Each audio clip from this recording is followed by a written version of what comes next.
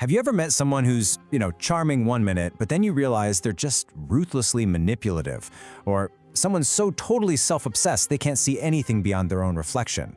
Well, today, we're going to dive deep into the psychology behind all that. We're exploring something called the Dark Triad. 3 personality traits that, believe me, have some pretty big implications for all of us. So, to kick things off, check out this clever little riddle from our source material. It just perfectly nails the whole vibe of these personalities. Each answer tells you everything you need to know about their core motivation, which is exactly what we're here to unpack. Okay, so what is the Dark Triad, really? Let's get a clear definition. In psychology, it's not like a single diagnosis. It's more of a constellation of 3 specific and sometimes overlapping personality traits. And those 3 are narcissism, psychopathy, and Machiavellianism. So, why should you care about this? Well, because it has some seriously big real-world consequences. People who score high on these traits are way more likely to commit crimes. They can cause huge problems in families, in companies, you name it. It's exactly why this whole concept is studied so intensely by everyone from law enforcement to psychologists to people in the business world. All right, now for the fun part. Let's really break this down and meet the 3 personalities that make up this triad. We're going to look at each one by one to really get what makes them tick. First up is probably the one you've heard of the most, the narcissist. I mean, this word gets thrown around all the time, right? But what does it actually mean from a psychological standpoint? Okay, so the narcissist is basically driven by this bottomless need for admiration. That's their fuel. They put on this big show of grandiosity and superiority, acting like they're entitled to the absolute best of everything. You'll often see them hanging around successful people, not because they like them, but because it makes them look good. But here's the real paradox, the twist. All of that ego is usually just a mask for some really deep-seated feelings of inferiority. And to protect that super fragile ego, they can never admit they're wrong. Instead, they'll lie or, more likely, blame someone else. Next up in our trio, we have the Machiavellian. And yeah, that name comes exactly from who you think it does, Niccolo Machiavelli, the famous Renaissance writer who basically said that in politics, morality is, well, optional. Machiavellians are the absolute masters of manipulation. At their core, they're unprincipled, they're cold, and they have this really cynical view of other people. What gets them out of bed in the morning? Money, power, and winning at any cost. They pretty much see other people as pawns in their own personal chess game and have zero problem with manipulation, exploitation, or even outright betrayal to get what they want. For them, it is way better to be feared than it is to be liked. They'll even offend people on purpose, just as a strategy to stay in control. And that brings us to the final, and let's be honest, often the most feared member of the triad, the psychopath. You know, the biggest thing to understand about the psychopath is a profound, deep lack of emotion. They can seem really cold, even scary, because they literally can't form real emotional bonds with people. They're super impulsive, they show almost no fear, and they're always chasing some kind of mental thrill. But the absolutely crucial part is this: a complete and total lack of compassion, remorse, or guilt. They can cause incredible harm and just not feel bad about it. That's what makes this trait so incredibly dangerous. Okay, so we've met the whole crew. We've got the narcissist, the Machiavellian, and the psychopath. But where does all this come from? Is it genetic? Is it how they were raised? And how do they all relate? Let's dive into that.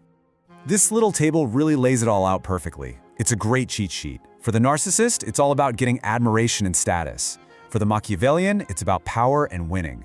And for the psychopath, mental thrills. And you can see how their main behaviors come right out of those motivations. The narcissist's entitlement, the Machiavellian's manipulation, and that chilling lack of empathy from the psychopath.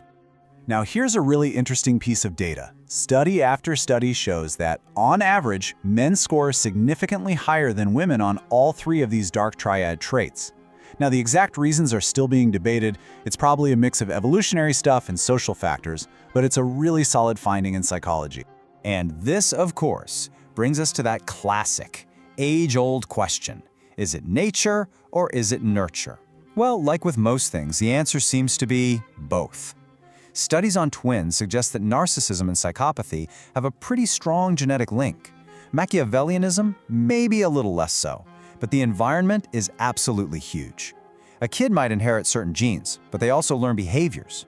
You know, a Machiavellian father might not just pass down his DNA, he might actually teach his son all his manipulative tricks for getting ahead in the world.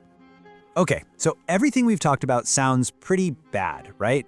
I mean, these are called the dark traits for a reason. But some researchers are asking a really wild question. Could these traits actually be some kind of evolutionary strategy for survival? So, one theory talks about two different ways to approach life. Most of us are on what you'd call a slow life strategy. We try to form long-term relationships, we have fewer kids, and we put a ton of time and energy into raising them. But the Dark Triad traits? They seem to be optimized for a fast life strategy. That means seeking out lots of partners, spending zero time on parenting, and avoiding any deep emotional investment in relationships. In a dangerous, unpredictable world, you can almost see how that might have been a way to survive. And you can totally see how that fast life strategy can translate into a certain kind of success today. Think about it. In the super competitive, cutthroat world of big corporations, being ruthless and totally self-focused can, unfortunately, be a real advantage. In an office setting, each type has their own playbook. The Machiavellian will use a mix of charm and strategic insults to get their way. The narcissist will use their looks to their advantage. And the psychopath, they might even use subtle physical threats. And the result of all this? Get this, our source material says that these dark traits are surprisingly common in the ranks of upper-level management.